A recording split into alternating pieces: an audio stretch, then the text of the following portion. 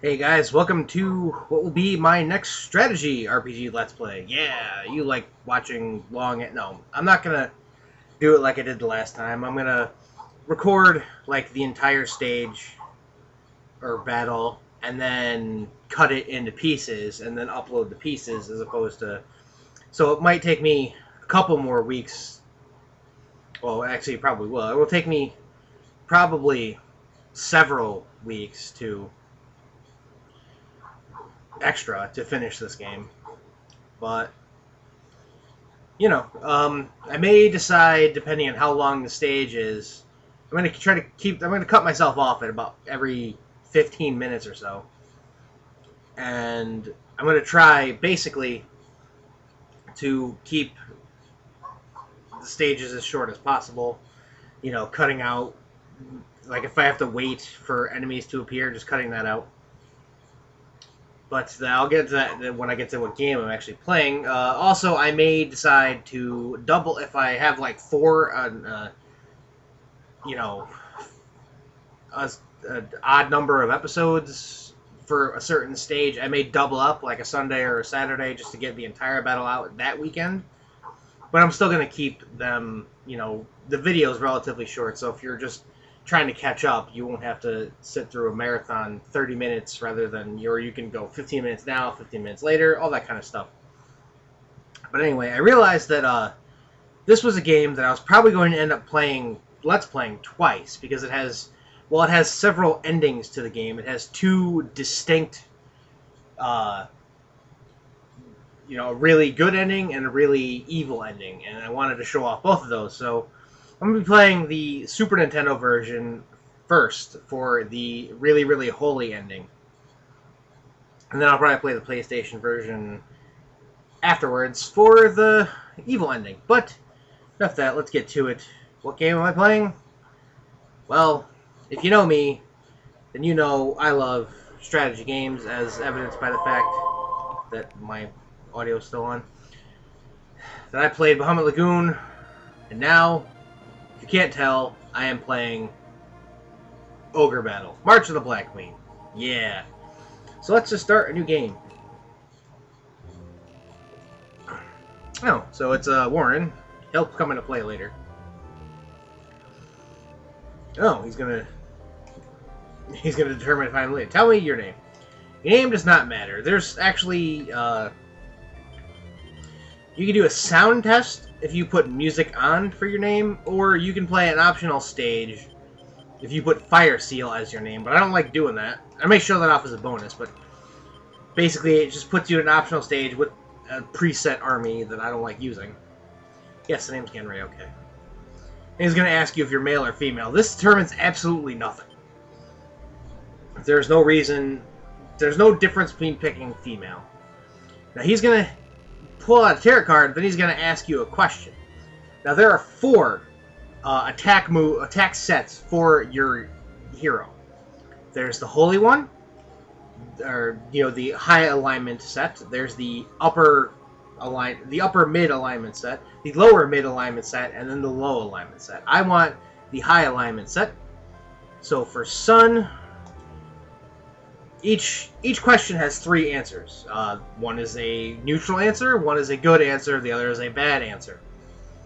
And they'll just determine what, usually it's like, okay, your personal luck, that's selfish. That would be the bad answer.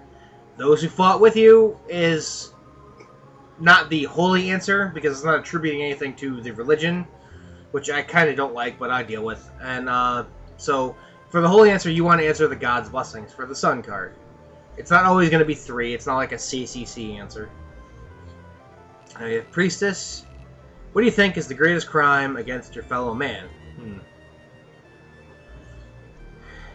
Well, I always thought it was sacrifice, because making a person give up their life is rather bad, but apparently it's steal, so we're going to pick steal.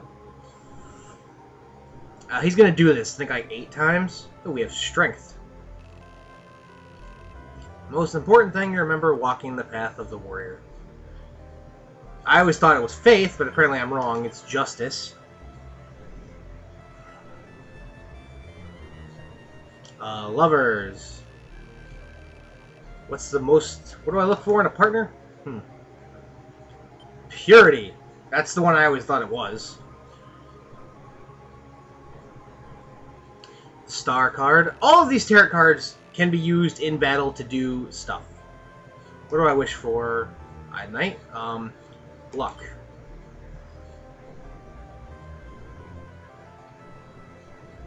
Temperance.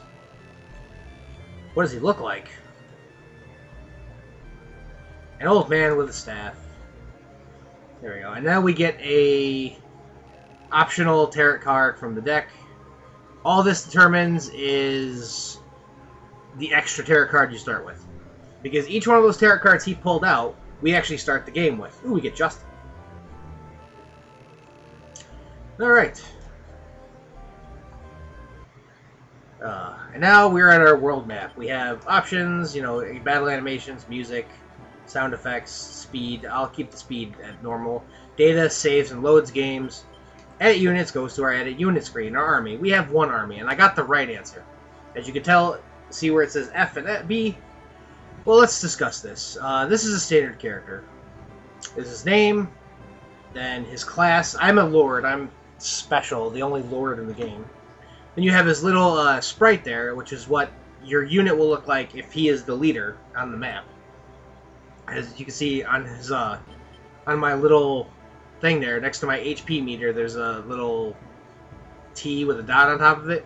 That determines that I'm the leader of the unit, and that's what our unit. My sprite is what our unit will look like while it's on the map. Then level, you know, HP, pretty standard. Strength, you know, how much damage you deal with physical attack. Agility, your chance for dodging, as well as how fast you are. And the higher agility, the more likely you are to go first in a battle. Intelligence is how much damage your magic does. Charisma is if you're a unit leader. The only thing it actually does, I think, that is tangible, is if you're a unit leader and you run into a wandering monster, as it were, it's easy to recruit them with a high charisma. Other than that, I don't think it does anything. Alignment determines a lot, actually. The higher your alignment is, I guess the better for the unit involved. Because certain towns that you liberate in the game have alignment requirements. Like a lot of towns want mid to high alignments, because that's the kind of people they respect. So when a unit with a high alignment comes in, they're like, oh, yay, and, you know, they respect you more. Also, alignment affects damage you take at what time of day it is. If it's a high alignment, you take a lot less damage during the day, but more at night, and vice versa. Luck. The only thing I think luck matters is for the unit leader, and it determines when my mouse falls and hits the floor. No. Just make sure cursor's not on the screen there. Okay. It determines if you get a drop from an enemy unit after you defeat them. Cost is how much the unit costs to deploy and maintain. As you can see, we're fairly low cost. And I have 0 because obviously the army doesn't need to pay myself. Next, we have you know, how much EXP you have to gain a level. It's 100 to gain a level, and then, you know, you gain less EXP if you're fighting someone below you, more if facing somebody above you, that sort of thing. Then we have F and B. F is the attack you will do if you are in the front row. B is the attack you will do if you're in the back row. As you can see, the unit has a row here. This is the front row where my little fighters are, Mac, Pascal, and Wally. I love the freaking random names they give. And as you can tell, look at a fighter there. He slices twice if he's in the front, but only once if he's in the back. So there's clearly some fighters, there's clearly some unit types that you want in the front. While I do Banish 2, which is a white magic spell. That's okay, but not enough to put me in the front, because if you die in the game, it's game over. You can't revive yourself or nothing. And also, Ice Cloud is my area attack, and that's really awesome, so yeah. Obviously, you want your clerics to be in the back, because then they can heal. Move determines what kind of movement type you are. Like, we will move fast on the planes because, well, it's planes. Item is if you're holding an item, and then leader is if it's okay for you to be a unit leader. Like, it's okay for me, it's okay for the cleric, it's not for the fighters. At least not yet. Alright, I have 5 minutes left. Let's get to the stage. This is the opening stage, the Castle of Warren. Scene 1, the beginning. It's not going to take forever. Alright, let's see if I can do this properly. Okay, we start here. Now we can move. And it's going to give me a tutorial about how to move here. There is an item here. So let's go get that. It's amazing. Units can go across oceans, but they just move a lot slow. I hit the fast forward command so that we get a Biak necklace. Let's start. Yeah, you gotta tell me that. It's not gonna tell you that whole move the cursor to where you want to move every time. Alright, let's look at, if you press, X, I guess, or maybe I think it's X, you have items, you know, you're at a unit screen, you can use your tarot cards, which I will get to when I actually get in a fight that requires me using a tarot card. Then you have your income projection, which, each town, let's look at a town, each town has a population. The second thing with the Ankh is alignment. The heart is something else, I forget. And the bottom thing is how much money they give you when a day passes. As you can look in the top right corner up here, there's a little sun and a moon here going around. And when they flip around, you know, it becomes dead of night. And when the sun gets back to the top, it becomes noon again. And then when it becomes noon, the towns will pay you tribute. Now, they do that, you know, 2 or 3 times a stage without question. And then afterwards, they kind of get mad, and you see this little meter down here. This starts to go down. This is your reputation meter. Basically, this is what the people of the land think of you. We'll get into the story as to what this actually means later. Yep, this number up here is your money count. I have 30,000 goth, as it were. But we're moving across mountains. You move easily. If you're a plains unit, you move easily on... We liberated Tuscania, and it gets liberation, you get a little yay! And then it asks you if you want to pull a tarot card. Now doing this is a two-handed sword, or the double-edged sword. I pulled the Judgment card, which is awesome. The Judgment card will increase the max HP of all the characters in the unit by 2 points, which is amazing. And yes, I will keep the card, because it is also amazing. There are tarot cards that will, you know, lower your stats, lower your reputation. Tarot cards will raise your reputation. You know, no. You don't have to repeat that. It's the tutorial. I get it. Alright, we're done here. So let's move on to... Up here. Looks a little suspicious, don't you think? It's always good if you see an area like that that looks suspicious to maneuver a unit up there. Alright, let's look around here. This... Whatever city in the map looks like this is your home base. Whatever city looks like this is the enemy base. As you saw, when I got to this town, the little blue part was red, and that means the town was controlled by the enemy. Now it's blue, it's controlled by us. Hey, we found a city. Zeltenia. And we liberate it. Awesome! This is part of the requirement that you have to do for the ultimate holy ending. See? Devil. There goes a reputation. It's only 1, though. The death card is 2 points. No, I don't want that. Huh? Lons, huh?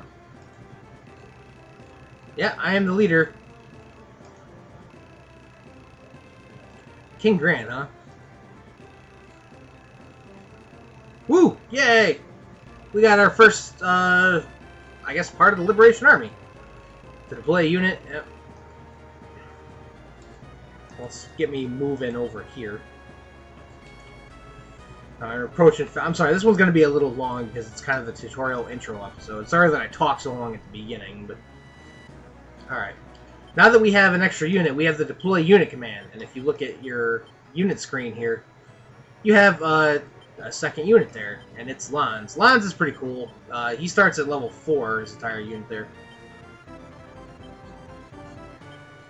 So you need to be wary of that when you're checking enemy unit levels, because Lons is going to start out pretty much higher than the rest of the army when we get them. Okay, so hopefully I can make it through this when it's daytime, but not noon, so I don't get money. Though I'm pretty sure this area will pay me. Actually, no, I don't want to do that.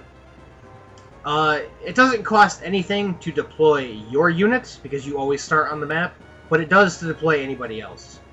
There's a treasure over here. All the treasures are random, so it could be something really awesome, but it could be something really lame.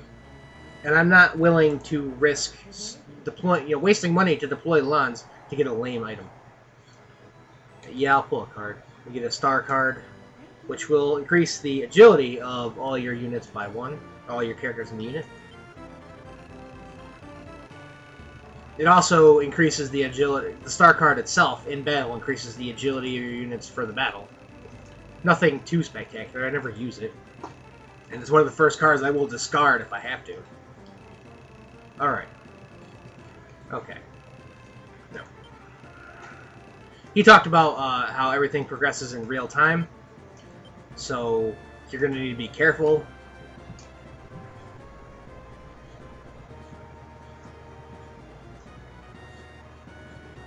Okay, it's daytime. Alright. Now, we're in a fight with the enemy here, and it's Warren. Oh, crap. Okay. Pressing the A button during battles allows you to give commands. I'll show that in a second. Let's do it! You see the little gray, thing with the question mark in it, that represents the boss when you don't know who it is yet. Now you can use the tarot card here. I don't recommend it, it's not really worth it. And then you have your unit tactics here. Best, the unit will attack the enemy that they consider they will do the most damage to. Like, if they are going to use an ice attack, they will find a target weak to ice and use it on them. It's good, but it's not the best. Leader, it will just assault the enemy leader. This is your boss killer, because anybody with a single target attack will murder the leader. Weak will go after the unit, or the enemy with the lowest HP. Strong will go after the unit with the highest HP. That's the strong, pretty much, you put it on, and most units every time will win. It's how to win battles. Retreat, you can run away, and animation turns the animation off. But let's fight Warren. Attacked him, 27 damage. Attacked him again, 31 damage. 27. Can I go? Nope. Uh-oh. This could go terribly. Oh, okay, I'm gonna get healed. Now, the outcome of battles is determined.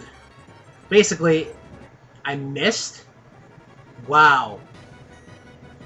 That's pretty bad that I miss. Okay, guys, you can go again, Thank you. Dude. Thank you. I was gonna say, do not make me fight this again. Basically, you'll notice that when each unit has a number where it says what attacks it does. It has a number next to it. That's because every unit, every character in the battle will do as many attacks as it's supposed to. And then, once they're all done, the battle's over. And if neither unit is destroyed, it will calculate how much damage each unit did during that battle, and then whoever did most is the winner. Damage from tarot cards don't count, so you want to have, your units doing as much damage as possible. We'll save there. And now, we have an army. They give you 7 more units. A lot of these are poorly designed, one of which is Warren himself. And several reserve units, including 3 extra fighters and Amazons, which are the base unit, 2 octopus, 2 griffins, and occasionally you'll see a hellhound or a golem, or there's, there may be another griffin in here somewhere. But I'm going to set up my army, and next time we will deal with I will show you my army setup, and we will deal with stage 2. But, you know, I mean, the plot of the game hasn't really been gotten into yet, and, you know, so tune in next time to find out what. Thank you guys so much for watching. Thanks for all your support, everybody, and have a good night, guys.